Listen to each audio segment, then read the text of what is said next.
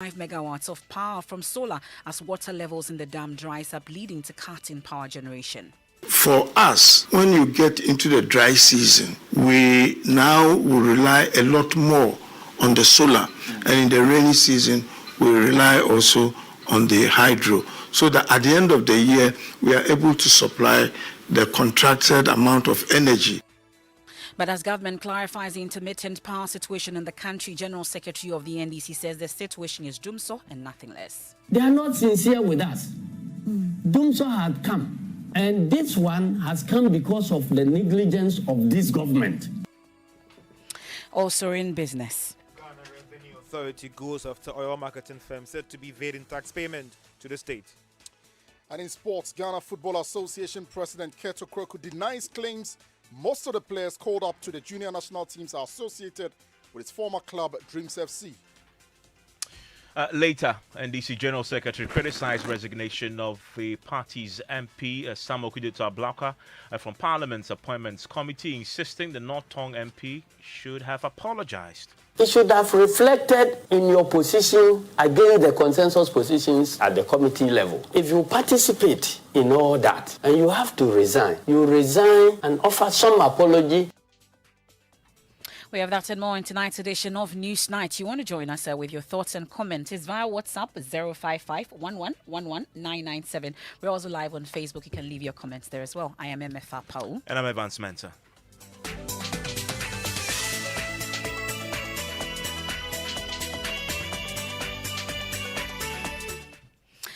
Described by the World Health Organization as a neglected pandemic, road accidents are gradually cutting deep into the productive workforce of Ghana. Well, with over 700 lives lost in just the first quarter of 2021, the country could lose up to 24% of its GDP in the decade. Transport Minister Kweku Furesiama disclosed there's a move to regulate public transport operations by the National Road Safety Authority as it readies itself to exercise real checks on players in the sector. For him, as all other factors are addressed by government, this effort is aimed at dealing with human errors as a cause of the crashes. And he spoke at the premiere of the Crashed, latest Hotline documentary, which is actually still being premiered, and a select group of people are watching. That will be crossed over their lives shortly, once that is over, for the post-premiere discussion. And it's produced by Seth Kwame Boateng. Apart from what we have done to raise the awareness of National Road Safety Authority, we have also come to a conclusion that we cannot have a transport operating system without a regulator. And when Chief Tijinate was talking, I realized in his speech there was no regulation putting all the transport operators together. There wasn't anybody to regulate them. So I'm appealing to the transport operators that going forward, as part of a new order that we are bringing together, or all of us want to put ourselves together, the National Road Safety Commission Authority, ladies and gentlemen, is going to regulate the transport operators.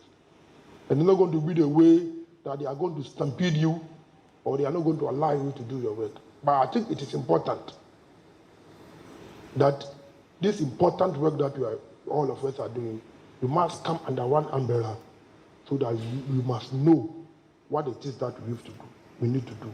How is it that air transport has a regulator, but when we come in terms of transport, road transport services, being regulated has become an issue?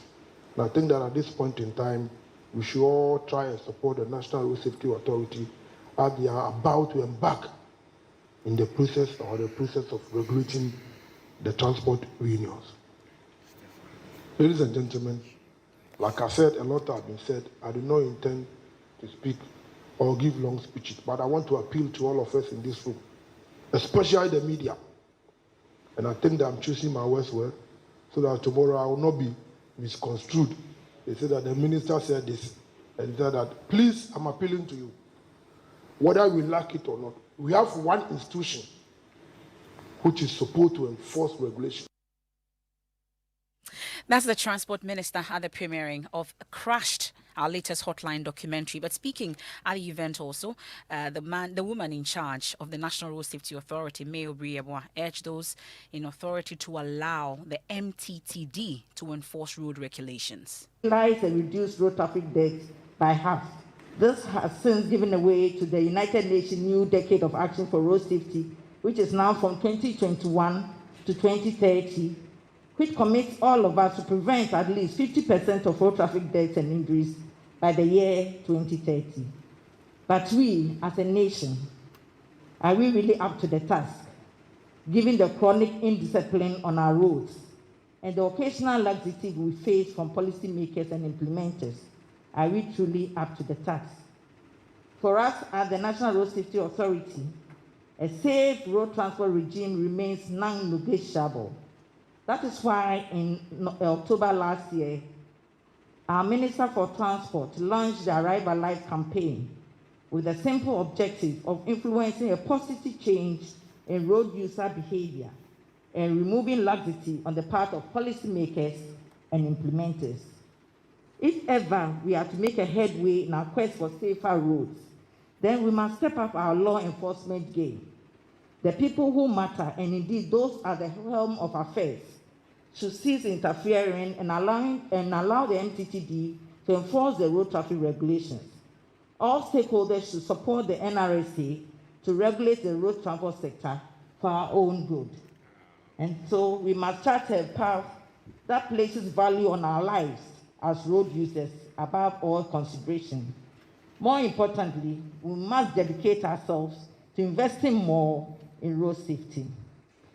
According to 2018 World Bank study, countries that fail to invest massively in road safety could miss out between 7 to 22% of per capita GDP growth over a 24-year period.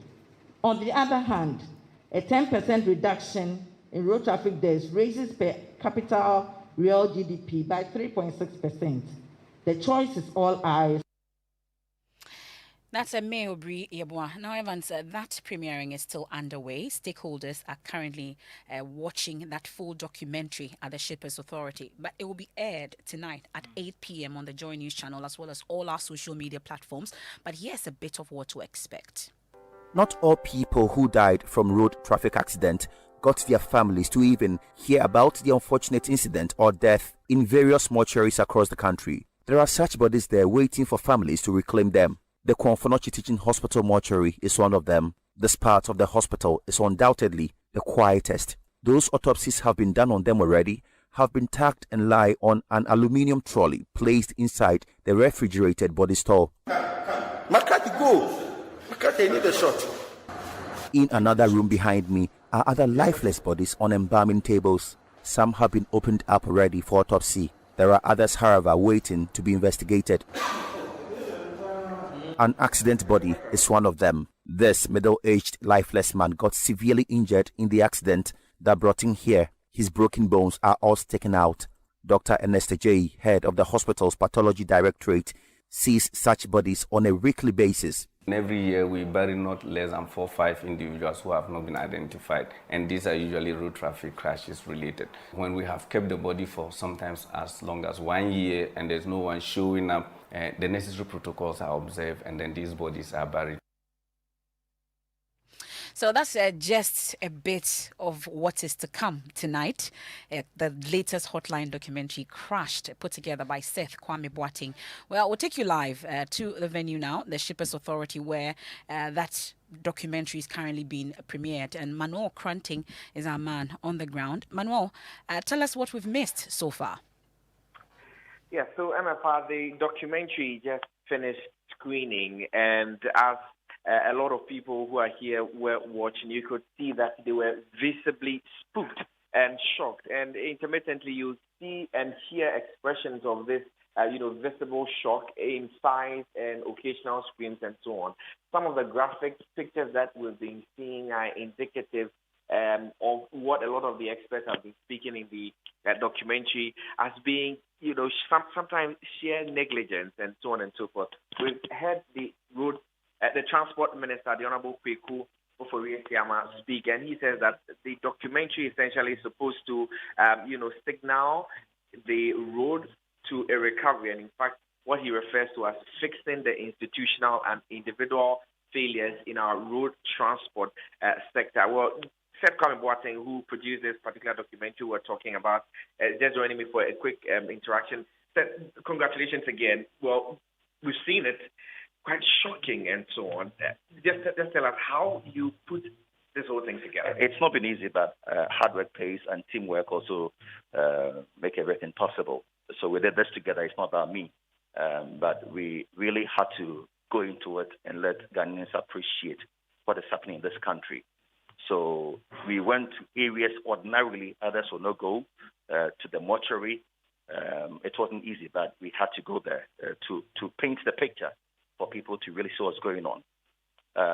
So we had to also speak to the experts to get the figures and help experts to tell us what is happening. Today, if you heard in our news this afternoon, at the Kolebu Teaching Hospital, they get at least 10 cases, road crash cases, every day. And this is unacceptable, and this is something that we can fix. That's why we put this together, to draw the attention of Ghanaians to I will call it a pandemic, that we've not given it much attention, so that we focus our attention on that. Indeed, the World Health Organization rightly describes it as a neglected pandemic. But, I mean, as you're talking about what we are intending to fix, particularly what are we expecting that this documentary, as people watch, what are we hoping to change? It has changed how I drive since I started putting this together. That if I get to an intersection, even if it's green, I still take my time. Because you saw the accident, the live one. It has taught me the importance of checking my vehicles before I make a move, the importance of fixing my brakes before I make a move, and the importance of appreciating and following each of the protocols that we have been given by the experts. And as we had people on the podium speak, for instance, Chief Tete, as he spoke, says that the weakest link is regulation and enforcement of these regulations. I believe, and the minister said it, that some people, when they are even arrested by the police, when the police are compelled to do their work, they resort to higher authorities to intervene, and that must be stopped. And I think until we put a stop to that, we'll never go anywhere. For example, if I'm driving and I have an issue, I will never move my car. That is me. Yes, I know people, but I don't take advantage of that. I will never move my vehicle, and I tell people around me that fix whatever you have to fix so that when you're arrested, you not call me. Because I fix mine, so fix yours.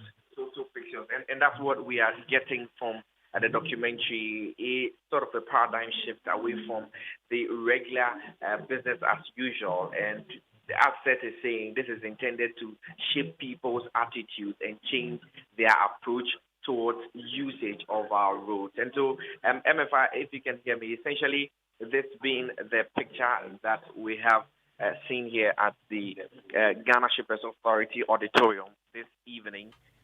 Okay, well, but I'm sure that after watching the full documentary, what exactly will be the move forward for stakeholders who've been watching, have they been saying?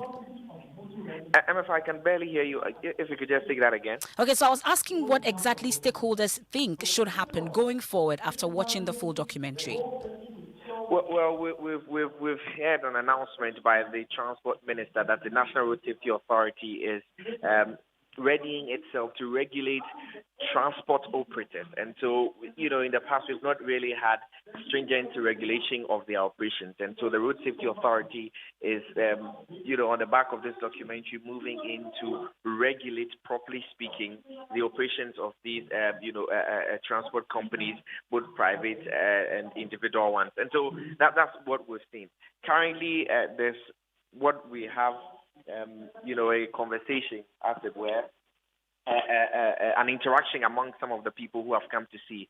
And I can see the minority spokesperson on roads and transport, also the ranking on Parliament's Roads and Transport Committee governs, Kwame Agboja, speaking, and quite passionately so. He's making reference to people taking responsibility for their own lives while they use the road. And so as we've heard from a lot of people this evening, it is a shared responsibility. Each and every one who uses the road, from the pedestrian to the driver, to the police, and to even the National Road Safety Authority, which is mandated to ensure that road carnages and so on are reduced.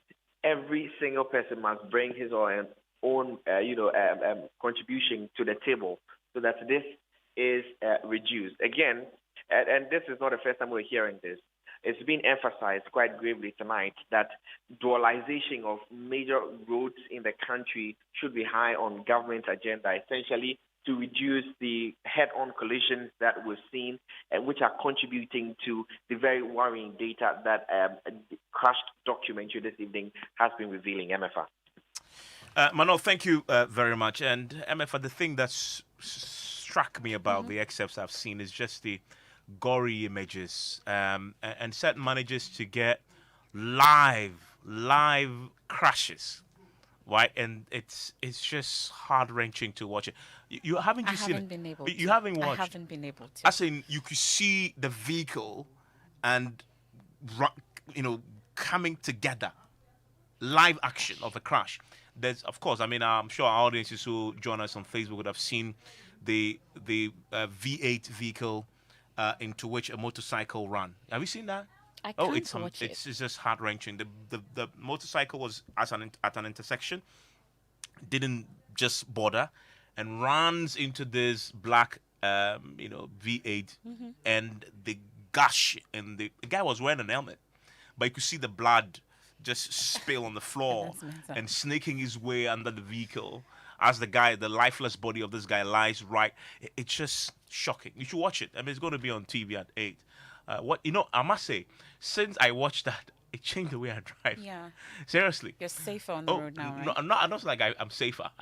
I'm more careful. Okay. What do you do differently now? When the thing when you're behind a car and it's slow and you're tempted to just go past a vehicle, right? Overtake. Sometimes at an intersection. The guy is slow and you just want to I don't do that anymore. I will stay. Behind the car, yeah. I will stay behind the car. That's how you drive safe. You need to be absolutely. safe on the road I'd rather get home late than die. You should watch it. Look, it will change. If you watch this 1 hour piece and it doesn't affect the way you drive, there's something wrong with you. You should just watch it. You should watch it. It's the latest Hotline documentary, Crushed. I'll watch it. But I drive very well on the road. Driving well is not the same as driving safe. Driving safe. But you see, it will never be your fault sometimes. The recklessness of others on the road can affect you as well. Absolutely. So we all have to drive safe on our roads. Well, still ahead here on Newsnight. Solar in the day, hydro in the evening. Bui Power Authority generates 25 megawatts of power from solar as water levels in the dam dries up, leading to cuts in power generation. We'll get details of that. And we'll also hear from the General Secretary of the NDC, who is criticizing his own Member of Parliament for Noktong Samokudito Ablakwa, insisting that his resignation from the Appointments Committee was just not on and that he should have apologized. Details of that after this break.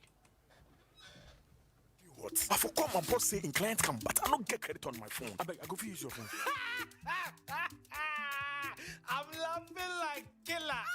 In this day and age, your excuse for not making that call is that you don't have credit. Oh, then you are not a Vodafone customer. Because you get a boozing 500% bonus anytime you buy credit via Vodafone Cash or Vodafone Credit Transfer. It's like you didn't hear me well. 100%, 100%, 100%, 100%, 500%. Hey, my friend, you don't have an excuse, excuse no shit. Dial *110# or visit the nearest credit transfer vendor to buy credit because 500% bonus. Vodafone. Ready? Let me explain in here. I'm a mistake where I use cement for all your projects. That's why Gassem, with 50 years experience, want to develop various greater, what are your various jobs? What was super rapid 32.5 hours? Oh no, you're suitable for your dream house. As your screening or Daduchi, Nazi or plastering or man perfect finish. Gassem, what was super strong 42.5 hours? Or your best suited for slab, pavement blocks, Nazi blocks, Nankasa, Ache pumping. For the biggest construction works like roads, bridges, on your high-rise buildings, contractor Biara use Gossam Extra 42.5M. Missy the bidet, choose Gossam always. In these uncertain times, stay safe and follow all the COVID-19 safety protocols. Gossam, the nation builder. This is Joy 99.7 FM. You're still listening to Newsnight. At this point, we'll take you live to the Ghana Shippers House after that premiering of Crashed, the Joy News Hotline documentary. Stakeholders are currently interacting on what the way forward should be in terms of reducing carnages on our roads. Earlier, we've heard from Governor Kwame Agboja, ranking member on the Roads and Transport Committee. Currently, the chairman, Kennedy Osenya, I suppose, is also speaking. We'll take you live there now. The procedures for the authority to be able to also implement their policy. And I believe when it comes, we will fast track it as a committee. We'll fast track it because we can't wait any longer because the carnages on the road is getting out of hand, and we have to stop it now. These are the short-term measures that we have to do, and we can talk about the medium and the long term. Last Saturday, I had the opportunity to sit with the road minister to look at some of the issues. Even if we decide to dualize our road in this country, now, not all, some of the key ones, we will need almost about $4.2 billion to do it. We don't have that money. How much is the total budget even given to the road ministry for 2021? We are talking about a little over 1.9 billion Ghana cedi, and we need $4.2 billion, not cedis, to be able to provide dual carriages on our main roads for. So we don't have that money now. So we should be able to enforce the laws on the single lanes that we have. The ones that we have, we should be able to enforce the laws. It's important.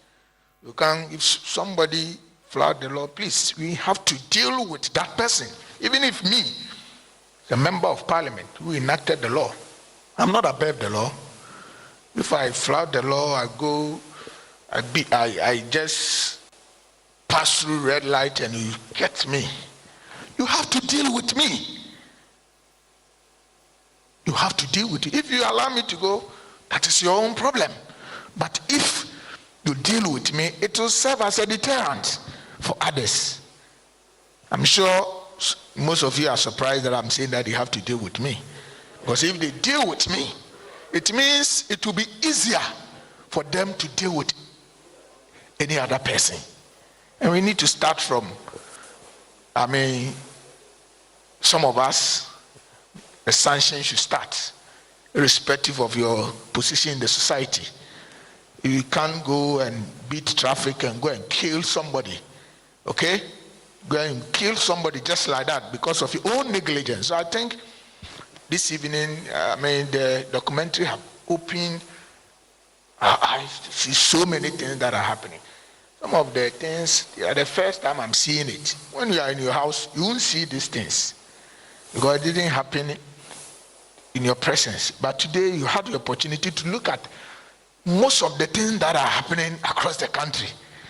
And it has broadened your horizon. So now you know that when you are using the road, you have to be very careful. Because you are not the only person using the road. There are a lot of road users around. And you have to be careful. So I think I will end here and just applaud my brother Kwame for such a wonderful job. And the ministry too for supporting Kwame to come out with this powerful documentary. I think this one, we need to be able to show it throughout the whole year. We should show it. We should, if there's money, even the media house, you should be able to give them free airspace, airtime, to be showing this because this is most important. It's the most important thing, and we have to be showing for people to know and learn from it so that going forward, I'm sure we'll be very careful when we are using the road. Thank you. Thank you. Right, so we will open up the floor for a few comments in a short while. I just want to hear from maybe one or two more key people, and then we'll hear generally from all of you. But it's very interesting what our politicians have told us. So, Honorable, you're saying that if you are in a hurry somewhere and you break the law, and the police stop you, you will allow them to prosecute you. You won't say, oh, I'm on government business, There's parliamentary nothing like, business. even if you are going, I'm not sure losing your life or getting to parliament or other government business is so important than losing your life or causing the life of somebody. Or just, I don't see it. So you will let them arrest you? You see, that is the kind of mentality or the perception that we have in this country. That because you are a politician, you are above the law. Where I was trained, that is not how it is done. And we have to apply the law to everybody, the same as it to be applied to the ordinary person. So if I beat the traffic light and you arrest me, you have to deal with me as it is. If I have any justification for beating the light, when I go to court, I have to tell the court the reason why I did that. I am telling you for a fact, my honorable friend here made mention of the siren. Not every MP or politician uses siren. I have never even played one in my car before because I don't need it. Well, they want to use it, but I don't need it. Wherever I want to go, if I spend even 2 or 3 hours, I will get there. Sometimes it is important to be patient. Very, very important to be patient. Than you want to just rush, go and come, and by the time you realize, everything is gone. So I think we should start respecting the laws, the very laws that we've set for ourselves. We should start respecting it, and when we respect it, the ordinary person too also respect it. Thank you. Thank you. Superintendent Obing Unsempo, they say arrest them. Okay. I would like to hear from just 2 more people, and then we'll open up. Now, I noticed that VIP buses featured quite heavily in the Hotline documentary, and there are bosses here, Mr. Adakabre. Thank you very much for staying to the end. This is not the kind of publicity you want. And we heard some unfortunate stories. Some of the drivers talking about being neglected following the accidents. As a transport operator, how are you struck by these rising numbers, and what are you doing to bring the numbers down? Thank you, Kojo. 2 things I would want to mention. First, the documentary asserted that the driver had been neglected by the owner of the bus, and the insurance company has also neglected the driver. And then the driver himself also said that the man did not mind me at all after the insurance. As a matter of fact, the owner of the bus was a director of VIP and died in January 2017. And the accident happened in February 2017. This particular driver was paid out at a sum of 20,000 cedis. Subsequently, he was a driver's welfare also paid out 16,000 cedis to purchase a vehicle he uses today. He has also been given a space at VIP in Kumasi, the engineering section where he plies his trade. So he earns an income as it is now. So quite surprising, he did not mention the support he's received from VIP. And the second thing I would want to mention is that VIP is fully in line with the Road Safety Authority bringing up 5 regulatory directives, one of which from July 1st, 2021, all drivers, commercial drivers, high occupancy coaches are to undergo training. And VIP has entered into collaboration with the National Driver Academy to ensure all VIP drivers undergo such training, and not just drivers. The drivers' mates are also to undergo training, all dedicated to helping out the National Road Safety carry out their mandate. Thank you. Thank you. Would this be the first training that VIP drivers have been given? No. You would recall the accident also, the program also mentioned an accident that happened, was it March 2021? In that accident, the VIP driver took an evasive action, yet the oncoming coach went straight after the VIP coach. That particular driver, George Kofi Carter, had been trained by the STC training school in 2019 and had subsequently been trained in 2020 by RSL Limited. So VIP drivers undergo training. But in this instance, VIP is having its own training school. That is about why we are collaborating with the National Drivers Academy to have training school dedicated to VIP drivers. Thank you. Thank you. Let's hear from Dr. Johnny Selby quickly, because there was an National Health Insurance issue that we observed in one of the hospital wards where several people were unable to pay their hospital bills because they were not registered on the scheme. Is the scheme,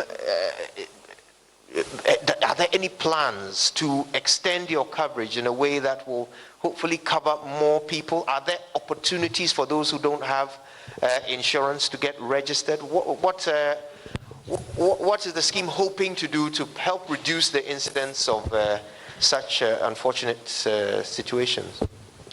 Thank you very much for the opportunity. Having a national health insurance card is mandatory. It isn't voluntary. So anybody who does not have an active membership is actually breaking the law. Those of you who don't have it here, you are criminals. So we have now made it easy. Once you are registered, you can stay active using your mobile money. We have asked those who have a Ghana card to link with your Ghana card so that if you need to go to the hospital, you can use your Ghana card. We are soon going to have it so that you can go to our offices with your Ghana card and become an NHIS member. We're doing everything we can. 24 million people have an NHIS card. Only 16 million are active.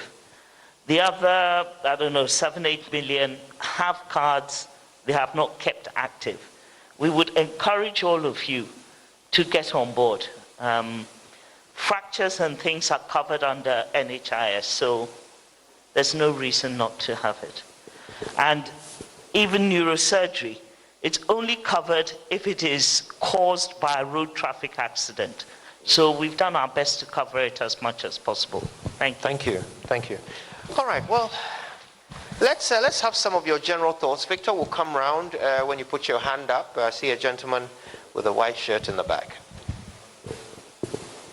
Okay, let my boss speak first. Oh, okay. He's handing it over to... Certainly.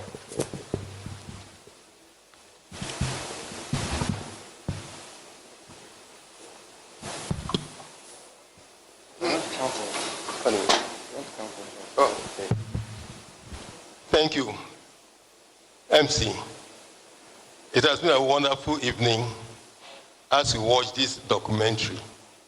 And I have some few thoughts to share with my fellow road users. Mobility without the exercise of responsibility is a recipe for road crash, injuries, fatality, and property damage. Now, when you look at what we saw, there are a lot of issues related to responsibility. When it comes to the use of the road user is responsible for his own safety, is responsible for the safety of others, is responsible for passengers in his vehicle.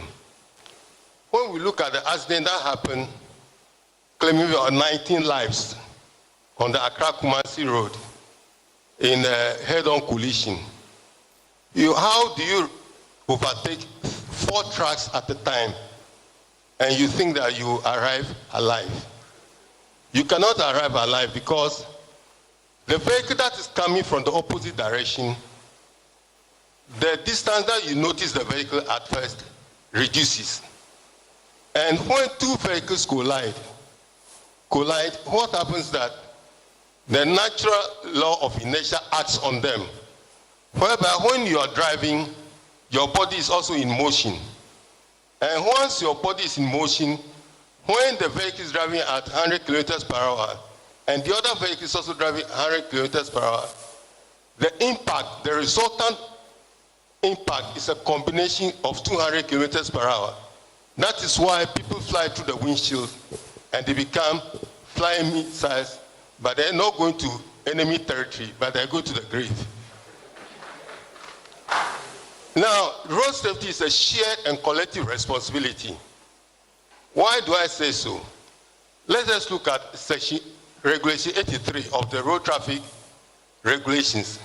It says, no person shall drive a motor vehicle on the road unless that driver carries a pair of warning triangle. Now we have GPR2 leadership, other road transport operators. Do they go around to inspect to make sure that all drivers carry a pair of warning triangles before they embark on any journey? But we do know that quite a number of deaths occur on our roads as a result of vehicles running into the rear of other vehicles.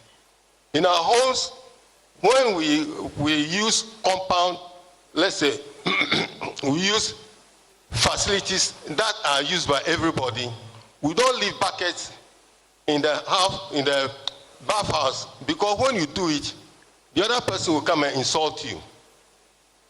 But then when vehicles break down on the road, we leave the vehicles and go home and sleep. The next morning, people are dead. So I will urge transport operators that road safety is a shared and collective responsibility. They must make sure that every vehicle that flies from their terminals before they leave for every destination, pair of warning triangles are positioned. Let us look at the media. When we look at the media, when accidents occur, they bring us the news. But then, how many of them have work-related road safety policies at their workplace? A media personnel died in 2015 on the whole Accra Road. That media personnel was not wearing seat belt. Meanwhile, the media house that he worked for, they used to have a notice, wear seat belt. After they did renovation, they deleted that message, and that message has gone into eternity. Let us look at Regulation 43 of the Road Traffic Regulations. It provides that when somebody commits a road traffic offenses, that person, when tried, had to go for retraining and retesting. I'm not sure Judicial Service has been invited to this gathering, but it's quite important that the police, DVLA, National Road Safety, and Judicial Service to see how they can enforce or they can implement the thoughts in that kind of provision.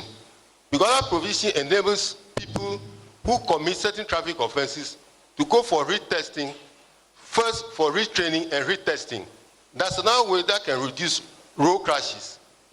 Now, when you also look at, let's say, when organizations, their vehicles are involved in road crash, apart from police report, do the organization undertake investigation to know what actually happened? Because that becomes a learning point that such an event may not again occur. But immediately they get the police report, they shelve it. When there is no prosecution, they shelve it, and no lessons are learned. These are my few humble thoughts. Thank you. Thank you very much. Mr. Justice Amegashi there, he's the former boss of the NRSA, and he's been the boss at DVLA as well. Thank you for that. Okay, let's take a few more thoughts. And I can see Nana's hand up in front, but just before Nana, let's hear from you, sir. Thank you very much, Mr. MC. Emmanuel Danso is my name. And I'm an instructor from Steer Control Driving School and a member of Ghana National Driving School, Association of Driving Schools, which you didn't mention. And all these things that even my able boss has said, and everything we are talking here, I bet you the bottom line is training and education. Let me start by quoting from a book I read, written by Mr. Ejekum, Michael Ejekum.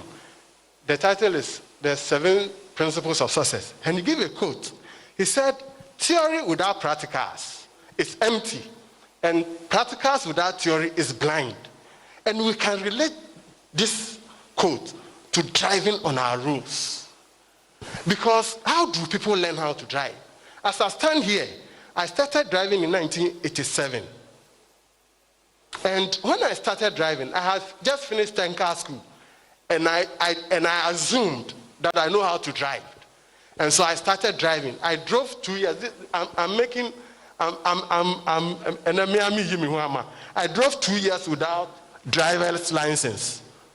So I got my first license in 1989, 3rd October 1989. And I drove trotro, I drove taxi, I drove chief executive. An accident happened on the road and I got saddened. So I decided to involve myself in driver education.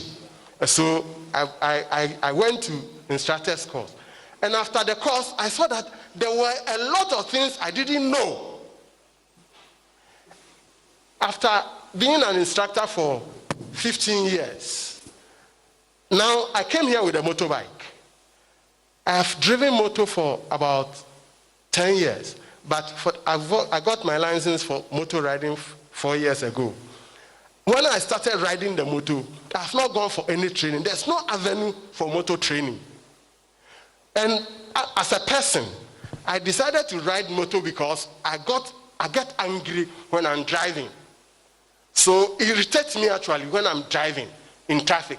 Because from my church to my house, when I'm riding motor, it takes me 25 minutes. When I take car, it takes me 2 hours. And these are some of the reasons why it forces people to ride the motor.